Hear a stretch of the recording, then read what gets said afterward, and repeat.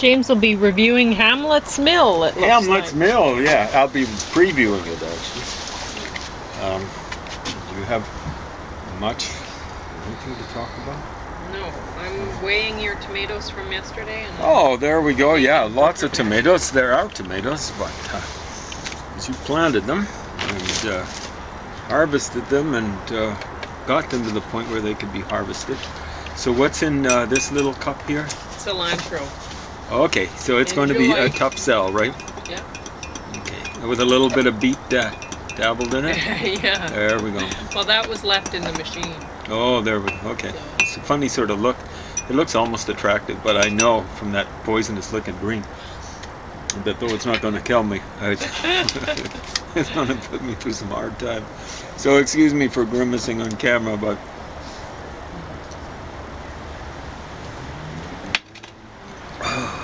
well, it's not nearly as bad as kale juice. That's one thing to be said for it. Do try this at home.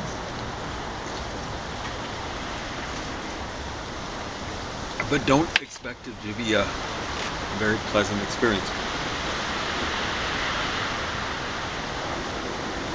The carrot juice, on the other hand, is pretty good. So Hamlet's Mill, I'm previewing. Started looking at it 5 days after getting it. That's how long I hold on to something that might be COVID infected or stuff like that. Picked this up at, thanks Leo, at the local Lethbridge Public Library. What was it? I remember when you got that. You got it from the CIBC. Well, that's right. I got it from the CIBC. I paid $2 for it. It was going for, I hope, a good cause. It's presumably for cancer. Yeah, really. I get lots of stuff, but I didn't get it for free. I could have paid less, but what the heck? It's going for a good cause. And I usually don't get stuff from there, but Hamlet's Mill, I wanted to get hold of. I started hearing about it in the mid-'80s from people who are very interested in astronomy, and one person was an actual astronomer here at the University of Lethbridge. He died about 20 years ago. He's a good guy. Great guy, really.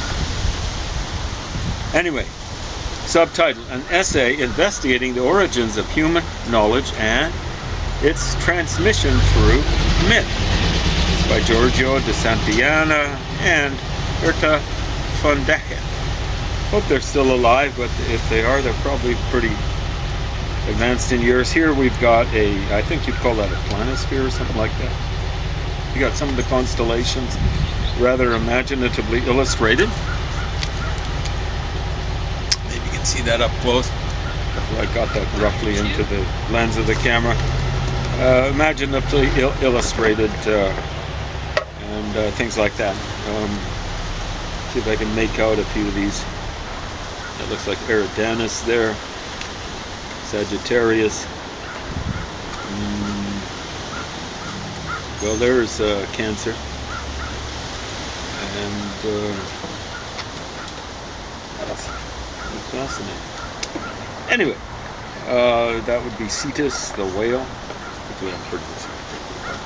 So on and so forth, Taurus. Anyway, so it's about the origins of myth with astronomy. And the mill suggests, I presume it's the heavens. I haven't read their analysis of why they came up with the title. I just started looking at it a few minutes ago, really. But I presume it's the mill of the heavens circling around.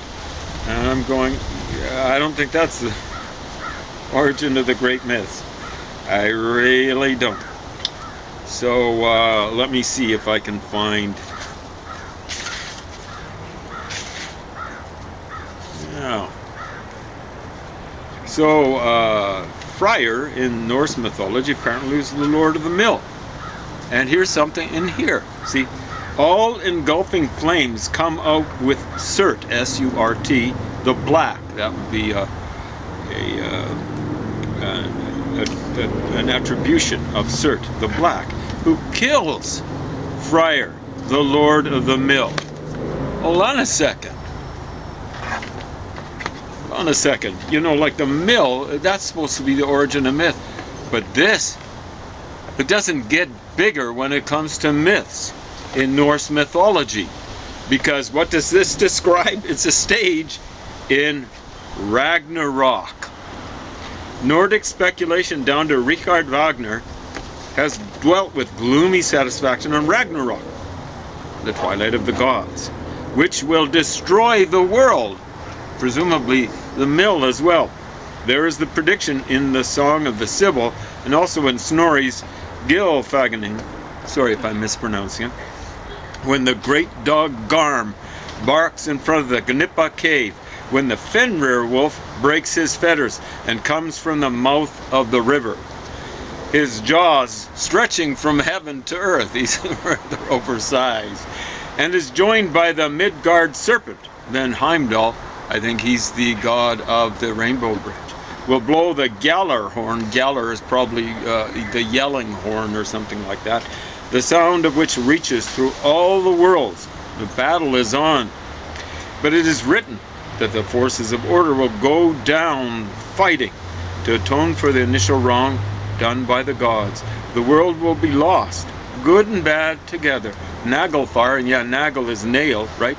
Far might be cognate with, would it be the Dutch word for ferry? Maybe the German word as well.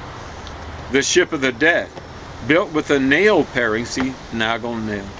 Nail pairings of the living will sail through the dark waters and bring the enemy to the fray. Who are the enemy? Then, adds Snorri, the heavens are suddenly rent in twain, and outride in shining squadrons Muspel's son, and Surt, that's that fire god, with his flaming sword at the head of the Fulkings. And now we're back to where we started. All engulfing flames come out with Surt the Black, who kills Freyr, the lord of the mill. Snorri makes Surt the lord of Gimli. That's not the place in Manitoba, north of Winnipeg, although it might have been named after this Gimli. And likewise, the king of eternal bliss at the southern end of the sky. He must be some timeless force which brings destructive fire to the world, but of this later. Must be timeless? What is this? He's in time, okay? So where does this all come from? We'll see. We'll check out Phaethon here.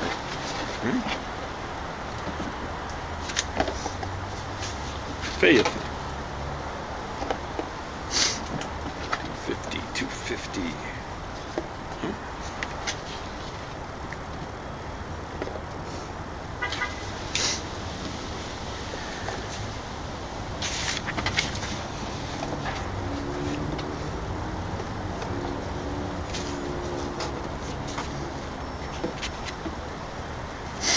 Okay, so this is something that's related to Phaethon.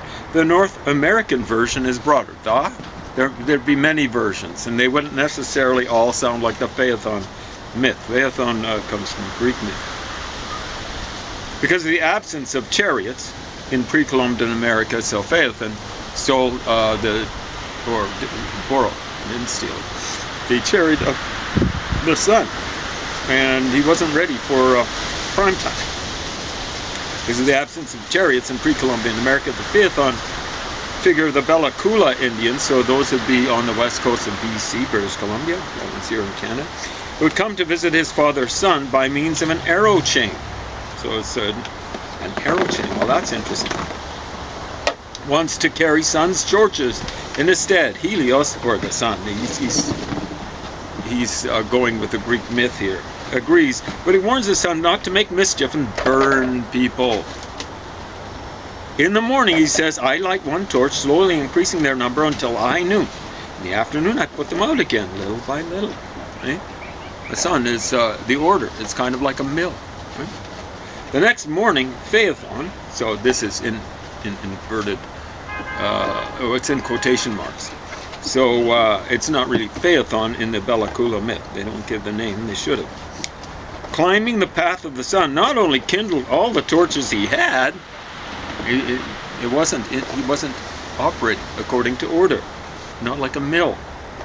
He did so much too early so that the earth became red hot. The woods began to burn. The rocks split. Many animals jumped into the waters, but the waters began to boil too. Young woman, the mother of the Belacula Phaethon, in other words, this, I suspect he was a trickster figure. Why do I suspect that? Covered men with her coat and succeeded in saving them. But father son hurled his offspring down to earth, telling him, from now on you shall be the mink. And I suspect for the Belacula, the trickster figure that's found in so many North American myths is the mink. This particular mink introduces the tide. This is the note. Introduces the tide, steals the fire, fights with the winds, ... So I suspect he's like Raven or Coyote or Nappy here with the Blackfoot.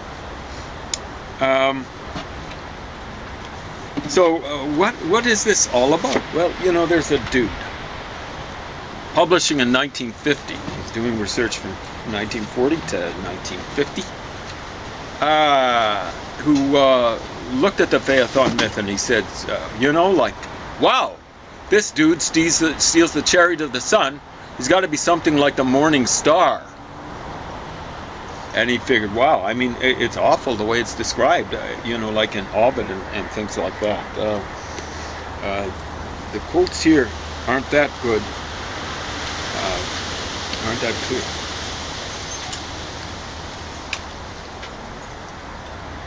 Because of, okay, let's see. Because of Phaethon's fall, Nile ran in terror to the end of the earth to hide its head, which now is still unseen. Where else?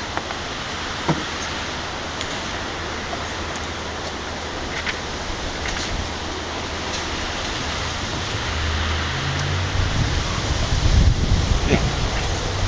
So Helios did his best to teach Phaethon all the dangers lurking at every step of the way. A welcome occasion. Okay, so ... As the father feared, Phaethon was incapable of managing the horses and came off the proper path. Ovid has it that the boy dropped the reins at the sight of Scorpius, the scorpion, right? Unbelievable confusion results. No constellation remains in its place, and the earth is terribly scorched. So this is in Greece. The other one's Belacula. They're talking about the earth burning up or whatever. Look how your heavens blaze from pole to pole. If fire consumes them, the very universe will fall to dust. See, fall to dust? That's not a mill. In pain, in worry, Atlas almost fails to balance the world's hot axis on his shoulders. There was tumult in the sky, shaking the joints of the immovable universe. The very axle bent, which runs through the middle of the revolving heavens. Libyan Atlas could hardly support the self-rolling firmament of stars as he rested on his knees with bowed back under this greater burden. Zeus has to intervene and hurls his thunderbolt at the boy. Phaethon falls into the river Eridanus, where, according to Apollonius Rhodius, the stench of his half-burned corpse made the Argonauts, that's many, many centuries later, made the Argonauts sick for several days. Well, it probably millennia later. For several days when they came upon it in their travels. Well, that's not a mill. It's not more than 18 pounds of I predicted tomatoes. 12. Yes. So I always try to underestimate. 18 pounds of tomatoes Wow, yesterday. that's amazing. Yeah. Oh my God. Yeah, you were lugging all of those. So this guy who was talking about Phaethon's stuff, he ran across, he kind of did his homework because he was pulling up sources from hither, thither, and yon, and he ran across a source, I believe is a Renaissance author called Abraham Rockenbach. And Abraham Rockenbach claimed to have preserved something from classical writers, which no longer apparently exists, although we still got the stuff that talks about Typhon. I believe it's in Plutarch and maybe a couple of other classical sources. But Rockenbach talks about Typhon. Typhon's mentioned in here once. Not appropriate.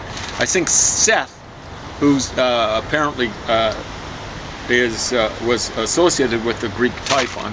Seth is an Egyptian god. Is mentioned in here maybe a couple of times. What is going on? Okay. Rockenbach says roughly comet hit Egypt. The comet was called Typhon. That'd be Seth, presumably.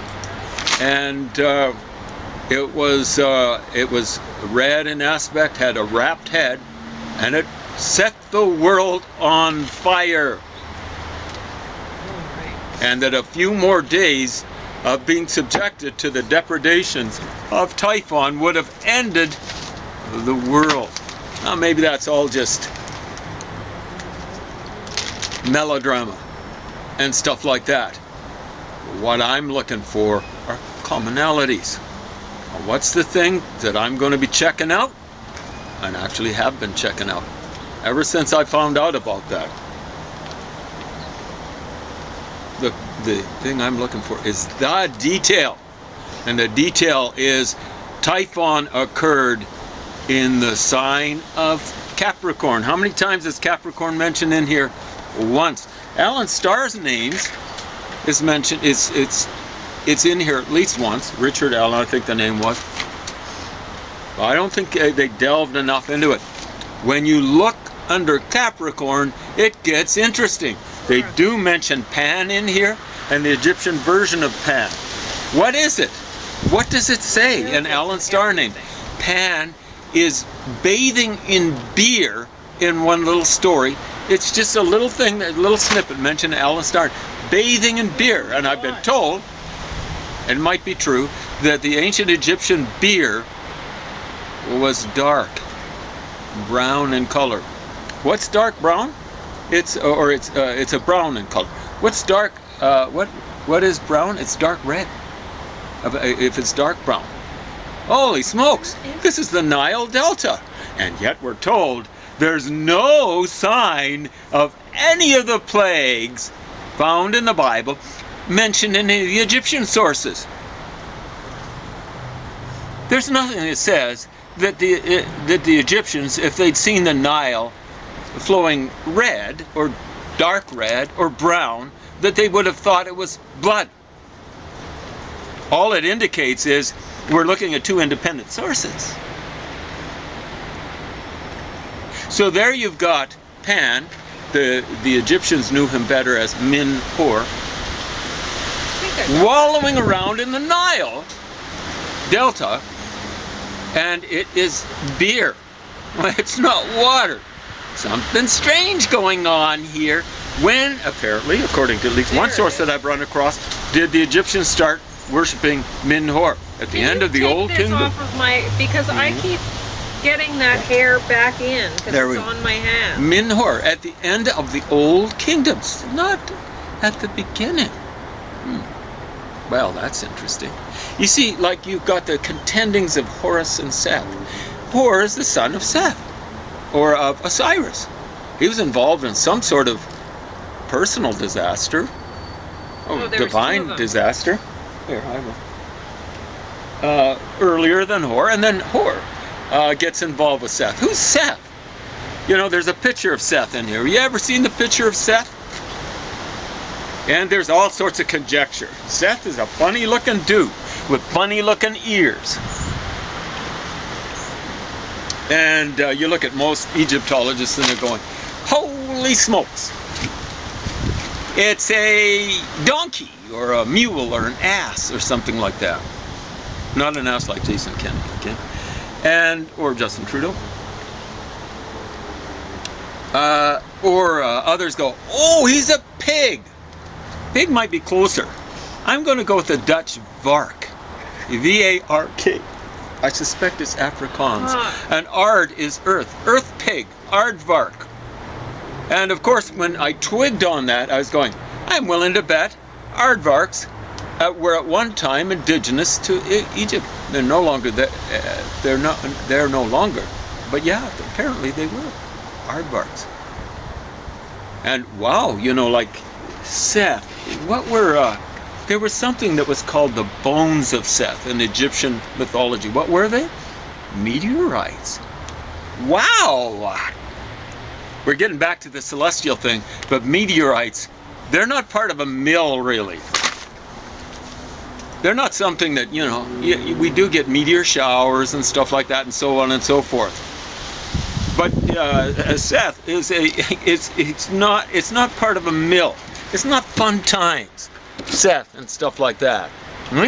It's not like a creative sort of thing. A mill's kind of like a creative thing. Well, that's what we're talking about, a mill stream or a maelstrom or something like that. So, you know, like they had aardvark. I was born in Africa, and they had aardvarks there. And, you know, they had big burrows, big holes they'd throw up stuff all around them. You see, let's connect that with meteorites being the bones of Seth. When a meteorite hits the world, what happens? It digs a big hole. Yeah, it throws up a bunch of stuff on the outside of it and stuff like that. You see how the Egyptians, they were being poetic. But they're laying down some stuff. All we got to do is be, you know, like be a little bit patient and track things down. Okay. So yeah, this guy doing the research about 70 years ago, writing about it, 80 to 70 years ago, he said, G.H. Christ, you know, Phaethon, it must involve something. It's a morning star. It must involve Venus. Well, you know, it was an enlightening little bit of reading when I ran across someone talking about Mercury being one of the two morning stars. You see? All the time we have two morning stars, basically, or at least potentially, we have two evening stars. Just depends on where, relative to the sun, these stars are. Either evening or morning star. But the big trouble is, if you got a comet in the skies, and it gets close enough to the sun, it's going to be an evening or a morning star. Okay? And that's where this guy got into trouble. His name was Emmanuel Velikovsky. He got into trouble with a lot of things, including with a commie called, I believe he was a commie, not a fellow traveler, called Harlow Shapley, who tried to, working at Harvard. He was the big man on campus there, Harlow Shapley, and he tried to shut Velikovsky down. And he got the company that was going to publish him to shut it down, censored it. Now, luckily, I think it was Doubleday or something like that published it. I don't think it was a paperback originally, but Doubleday was kind of like a popular sort of a publisher. Might have been associated with the people who are going to publish, the academic kind of people who are going to publish Velikovsky. But what happened was, in real life, is Venus. This had nothing to do with Venus. It was just a morning star. It was a comet, and we'll find this pattern of Capricorn being involved with a disaster early in people's history. So we'll find it. Well, we've already found it in the Greek tradition. Typhon, sign of Capricorn. When we look at Egypt, we see that there's this Minhor being associated with wallowing around in the Nile, which seems like one of the 10 plagues of Egypt. It's just the Nile's not being interpreted as being having blood in it, but having beer in it. It's dark red. And then Velikovsky did do his homework. He was too imaginative, not imaginative enough, but too imaginative, perhaps. You know, what he did was he's saying, hey, look at the Israelites in the wilderness.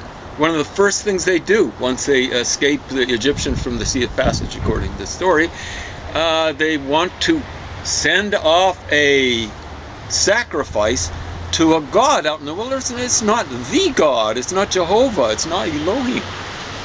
And it's sent off to Azazel. And the Hebrew would indicate that means the strong God. Wow, that's weird. It's the scapegoat. That's where we get our term scapegoat. And Velikovsky said, well, this would have been sent off to Venus, who caused the plagues and caused the Sea of Passage and stuff like that. But, you know, Alan Starr names, I mentioned it before, it's mentioned here at least once, in Hamlet's Mill. It was available. I think it was published in the late 19th century. No, it's 20th, not 20th century, but the late 19th century. And what does it say about the scapegoat. It actually mentions the scapegoat. For some reason or another, was associated by the Jews with something celestial. And what does it stand for? Capricorn. Not Venus. Capricorn. That was available to Velikovsky. Kind of blew it there. He did lots of homework, but he maybe didn't do enough. I'm not going to criticize him terribly much. The criticism would come maybe in terms of how he put the stuff together. But you know, he was digging. He was trying. Harlow Shapley wasn't. What was his name? Harlow Shapley wasn't trying. What he was doing was what typical commies do. Are you listening to me, you latter-day commies? Trying to censor and shut things down. And he was reasonably successful. And, you know, people following in his wake, Carl Sagan, the ghost of Carl Sagan, are you listening to me? They managed to make it so that you mentioned to younger people Velikovsky, and who are you talking about? You might as well be talking about Joni Mitchell. I was talking, when I was getting my blood test, I was mentioning Joni Mitchell to a young woman. She'd never heard of her. A good old Canadian. She hadn't heard of Joni Mitchell. Yeah, exactly right. That's incredible. That's the way it goes. It's not really her fault, I suppose. But yeah, I think she was born in Fort Macleod, just 30 miles down the road west of here, and spent her early years, most of them, I think, Maidstone and then Saskatoon. So I think she was 11 when she moved to Saskatoon. So yeah, Carl Sagan, or Sagan, or however you pronounce his name, did a great job in submarining Velikovsky and stuff like that. So yeah, Velikovsky never got around to publishing his follow-up, his big follow-up to Worlds in Collision. It was in 1950. I mean, he had something like Ages in Chaos, which is a historical sort of reconstruction, and Earth in Upheaval, which is about geology. And there's some interesting stuff in there. Most of it has been dug up by other people. But here's something. So this is from Fraser, right?